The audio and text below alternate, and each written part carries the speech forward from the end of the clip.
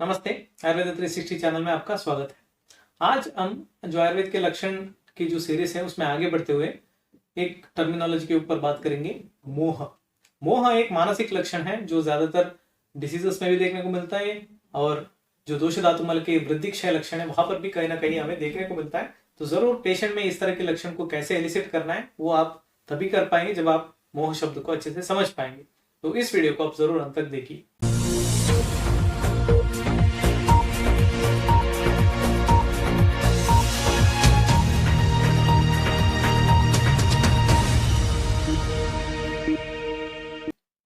जो मोह शब्द है वो शास्त्र में बहुत बार आया है। मैंने कुछ इंस्टेंसेस को लेके उसका टीकाकारों को देखते हुए यहाँ पर जो हमें जरूरत है बस उसी को डाला हूं। सबसे पहले हम देखेंगे डलन टीका में क्या लिखा है। मोहस्तु तत्वज्ञाने मूढ़ता।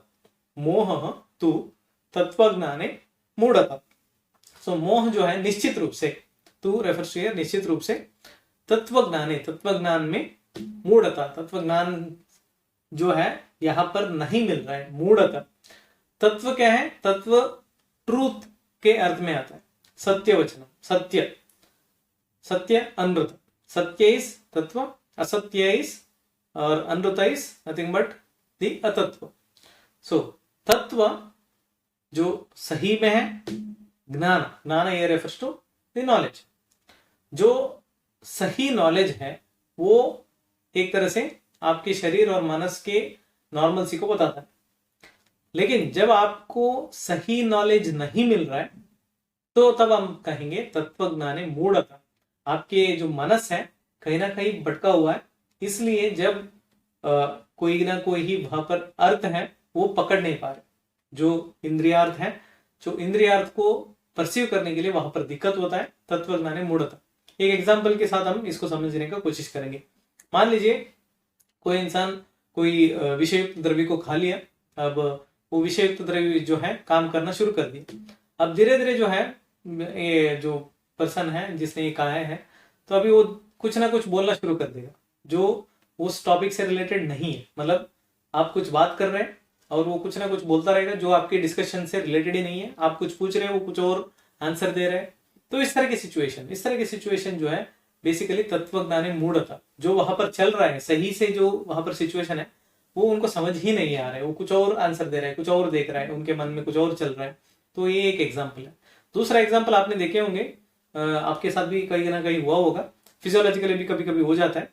आप लंबे टाइम तक किसी को सुन रहे हैं, 1 घंटे से किसी को सुन रहे हैं, बीच में 2-3 मिनट के लिए आपका मन जो है कहीं और चला गया और पूरा भटकते हुए वापस 2 मिनट के बाद उसी पोजिशन पे आ गया। इसका मतलब तुरंत आप अचानक से उस जो सपने से आप गुजर रहे थे वापस आ गए अभी लेक्चर में। तो वो 2 मिनट में क्या हुआ आपको कुछ पता ही नहीं है। वो जो बात कर रहे थे सामने से वो आपको पता ही नहीं चला। अब आप उसको रिवाइज नहीं कर पाएंगे। बेसिकली क्या हुआ, आपके सामने एक शब्द इंद्रियार्थ जो है वहां पर चल रहा, आपके श्रवण इंद्रिय भी खुला है, आप सुन भी सकते हैं, लेकिन कहीं ना कहीं आपका मन भटका हुआ था, इसलिए वो जो इंद्रियार्थ है वहां पर परस्यू नहीं हुआ। तो वहां पर जो तत्वज्ञान था, तत्वज्ञान यहाँ पर क्या अर्थ है, वो जो लेक्चर चल रहा था उसमें 2 मिनट की जो बातें हुई वो तत्वज्ञान है। जो उसने लिखा है बोर्ड में वो तत्वज्ञान है। वो कुछ भी आपको परसीव नहीं हुआ क्योंकि आपका मन कहीं और भटका हुआ था। तो ये तत्वज्ञान से आप मुड़ गए थे, मतलब आपका एक डिविएशन हो गया था। तो ये आप मोह अवस्था में थे वो 2 मिनट के लिए करके आप मान सकते हैं। फिजियोलॉजिकल हो सकता है, लेकिन पैथोलॉजिकली ये समझना जरूरी है क्योंकि बहुत सारे ऐसे डिसीजेस है जहां पर पेशेंट मोह अवस्था में रहता है। आपके मन में एक क्वेश्चन आया होगा कि क्या मोह अवस्था में जो पेशेंट है क्या उनके कॉन्शियस लेवल कंप्लीट 0 हो जाता है? इस रेफरेंस से हमें थोड़ा और आइडिया मिल जाता है। मोह नैवात्यंतम चित्तनाशः। संधि विच्छेद के बाद मोह न एव अत्यंतम चित्तनाशः। सो चित्तनाश यहाँ पर कंप्लीट कॉन्शियसनेस लेवल 0 होने के लिए, जैसे कोई बहुत देर तक धूप में खड़े हैं, जैसे कोई इंडिपेंडेंस डे वगैरह प्रोग्राम चल रहा है, बहुत देर तक आपको बैठना पड़ता है, स्पीचेस चल रहा है, तो कहीं ना कहीं कुछ लोग गिर जाते हैं। तो वहां पर क्या होता है, वो कॉन्शियसनेस लेवल 0 पे चले जाते हैं। लेकिन बाद में आप पानी वगैरह डालेंगे तो वो वापस आ जाएंगे, बेहोशी से वापस आ जाएंगे, वो अलग बात है। लेकिन यहाँ पर जो गिरने से पहले उनके मन में जो चल रहा था, उनके शरीर में जो चल रहा था, वो बेसिकली मोह अवस्था है। न एव अत्यंतम चित्तनाशः, न एव न अत्यंतम चित्तनाश।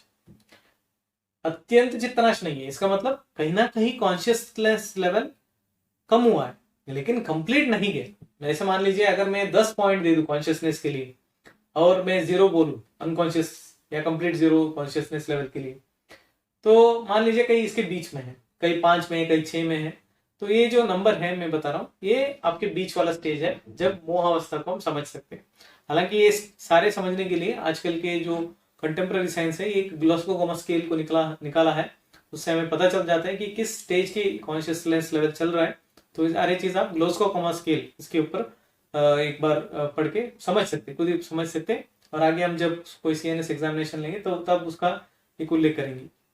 अब इस रेफरेंस से भी आपको एक क्लियर हो गया, चित्तनाशय मतलब अनकॉन्शियस लेवल तो नहीं है, कॉन्शियसनेस लेवल थोड़ा बहुत अफेक्टेड है ना, एवं अत्यंतम चित्तनाशय मतलब थोड़ा बहुत चित्तनाश हुआ है, मतलब थोड़ा बहुत अनकॉन्शियसनेस या कॉन्शियसनेस लेवल अफेक्ट हुआ है। और एक रेफरेंस है जहां पर हमें और एक पॉइंट देखने को मिलता है या समझ में आ जाता है, मोह कार्यानभिघ्नत्वम, कार्य प्लस कार्य अनभिघ्नत्व, कार्य जो करना चाहिए, अकार्य जो नहीं करना चाहिए। अभिघ्नत्व मीन्स टू नो, मतलब जो हमें पता चल जाए। अभी यहाँ पर नेगेटिव लिखा है अनभिघ्नत्व, अनभिघ्नत्व मतलब समझ में नहीं आ रहा है, पता नहीं चल रहा है। तो जब मोहावस्था में पेशेंट रहता है तो उनको क्या करना चाहिए क्या नहीं करना चाहिए उनको क्लियरली पता नहीं होता है। जैसे मान लीजिए किसी को कल कहीं जाना है तो वो सुबह से शाम तक कंफ्यूज है, कभी कभी बोलता है कि कल मैं जा रहा हूँ, कभी कभी बोलता है कि मैं नहीं जा रहा हूँ, कल दोबारा बोलता है जा रहा हूँ नहीं जा रहा हूँ। इस तरह की सिचुएशन में लोग कई बार रहते हैं। कभी कभी फिजियोलॉजिकल हो सकता है, कभी कभी पैथोलॉजिकल हो सकता है। अगर पैथोलॉजिकल स्टेटस में अगर इस तरह की सिचुएशन में है पेशेंट कि मेरा डिसीजन सही से नहीं मैं खुद नहीं ले पा रहा हूँ, बहुत बार मैं भटका हुआ रहता हूँ, कभी इधर कभी उधर, तो मेरा डिसीजन कभी फिक्स नहीं होता, तो उस तरह की सिचुएशन को आप मोह अवस्था से इस रेफरेंस के थ्रू समझ सकते हैं। हालांकि ये एक मोटे तौर पर एक आइडिया है, लेकिन हम एक कॉम्प्रहेंसिव अंडरस्टैंडिंग के लिए जो भी हमने अभी रेफरेंस देखा है उसको एक साथ डालेंगे तो हमें और एक क्लियर पिक्चर मिल जाएगा। सबसे पहले चीज, मोह एक अवस्था है जहां पर चित्तनाश है लेकिन कंप्लीटली नहीं है, अनकॉन्शियस लेवल तक नहीं पहुंचा है लेकिन कॉन्शियसनेस लेवल अफेक्ट हुआ है। सेकेंड चीज, जो वहां पर तत्व ज्ञान है, जो एक्चुअल नॉलेज है उनके सराउंडिंग में, वो उनको समझ में नहीं आ रहा है, कहीं ना कहीं वो कुछ अलग दुनिया में है, तो इसलिए उनके सामने जो चल रहा है वो उनको क्लियरली पता नहीं चल रहा है। इसको हम पंच ज्ञानेंद्रिय और उसके अर्थ के साथ इजीली समझ सकते हैं। इसी तरह आप कर्मेंद्रिय और उसके कर्म के थ्रू भी आप समझ सकते हैं। ये अलग अलग इंटरप्रिटेशन हो सकता है, मेरे तरह से ये एक तरीका है पेशेंट में असिस्ट करने का। और एक चीज है, पेशेंट को अगर आप कोई दो चीजों के ऊपर डिसाइड करने के लिए बोलेंगे, कहीं ना कहीं वो डिसाइड नहीं कर पा रहे कि ये लेना है बी लेना है, कभी और ये बोलते हैं कभी बी बोलते हैं, वो खुद ही कंफ्यूज है कि क्या करना चाहिए, कभी कभी वो क्या नहीं करना चाहिए वो भी समझ में नहीं आता है उनको। तो उस तरह की सिचुएशन को भी हम मोह अवस्था करके समझ सकते हैं। अल्टीमेटली यहाँ पर मनस जो है वो इफेक्ट हुआ है, ये सीधी बात हमें पता चल रहा है। तो जब मनस इफेक्ट होगा हमें अलग अलग सिम्टम देखने को मिलेगा, एक है मोह, और फाइनली वो एक शारीरिक लक्षण के रूप में भी देखने को मिल सकता है, लेकिन अल्टीमेटली यहाँ पर जो पैथोलॉजिकल अंडरस्टैंडिंग है वो मनस इफेक्ट हुआ है।